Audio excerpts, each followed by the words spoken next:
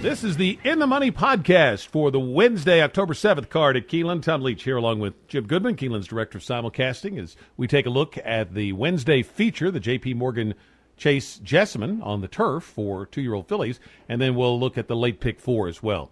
And Jim, these 2-year-old races on the grass, like the Bourbon on Sunday, you get big fields of horses that are light on experience. They're tough betting challenges. Where did you land in the Jessamine? Yeah, 2-year-olds can change so quickly. I landed on the 4 Harmonize. I really like Junior Alvarado. He's been running really well in New York, and he comes down to ride this horse for Bill Mott. And second time out at Saratoga in the P.G. Johnson listed stakes, she ran very well, won by 4 with an 82 buyer.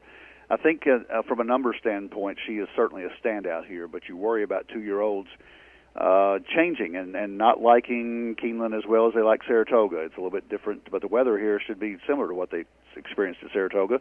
On Wednesday, it's going to be 78 degrees. It ought to feel like summertime in New York. So I like Harmonize on top, and I would use her in the pick 4, certainly. I would use her on top in this race. Clearview, the 7 or the 5 for Giroux and Chris Block, had a nice win at Kentucky Downs, and you always look at the Kentucky Downs horses. This horse was well bet, went off at even money down there, and she came through with a head victory. Not overly impressive with a 70 buyer, but a nice setup race for this one. And Lily's Dream, the 7 for McPeak and Corey Lannery, ran third in the Kentucky Downs Juvenile Fillies and had a tough start there. She was dead last coming out of the gate and got within a length and 3/4 of a couple of decent horses. Mom's Choice also comes back out of that race, and I would use her for Larry Ravelli. But Harmonize, the 4, would be my pick with those 3 horses. Play the 5, 7, and the 12 underneath her. Harmonize is who I like, too. In fact, she's already won a stakes race, and, boy, she was very impressive, made a big improvement from a speed figure standpoint from the first start to the second, and anything close to that is awfully tough to beat here. So I'm going to take Harmonize as well. Like you, I like Clairview's a definite one to use, and you might get a little bit of a price here against horses trained by Mott and Fletcher and Brown, etc.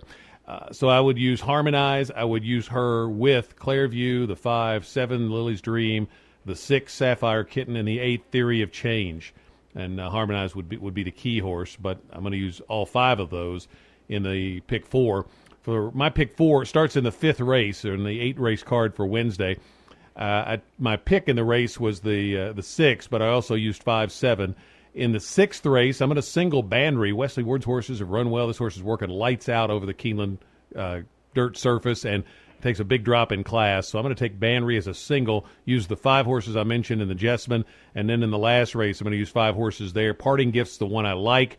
Took some money for Zito first time out at Saratoga, and Zito never wins first time out. So the fact that this horse took some money, I think, is significant. Le Peru signs on to ride. So I think there's some signs pointing to Parting Gift, but I'm also going to use the 2, 8, 6, and 9 as well. How about you?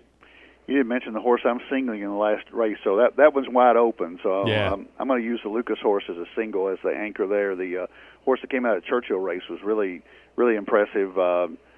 Get Santana to ride, so I'm going to build my one backwards from the 8th race is my single Gray Sky, the 4. I'm going to also single in the first leg. I'm going to single the 7 horse, Big Legacy, for Dale Bennett and Giroux. Outstanding 95 buyer on the poly track at Arlington, and Dale Bennett's really good first off the claim, got it out of Cassie's barn. So I'm going to single Big Legacy, the 7. I'm going to go as deep as possible in the second race using the 1, 2, 4, 5, 8, which is Midnight on Oconee, Carita, Covey Trace, Prairie Chick, and Banry, the one that you mentioned. And then in the Jessamine, the JPMorgan Chase Jessamine, I'm going to use 4, 5, 6, 7, 8, 12, 13. I'm going to cover myself here. Harmonize is my pick there, but I would use all the horses that we talked about, plus maybe come to mischief with Alvarado. And then I would single the 4 in the last race, Gray Sky. That's a pretty cheap ticket.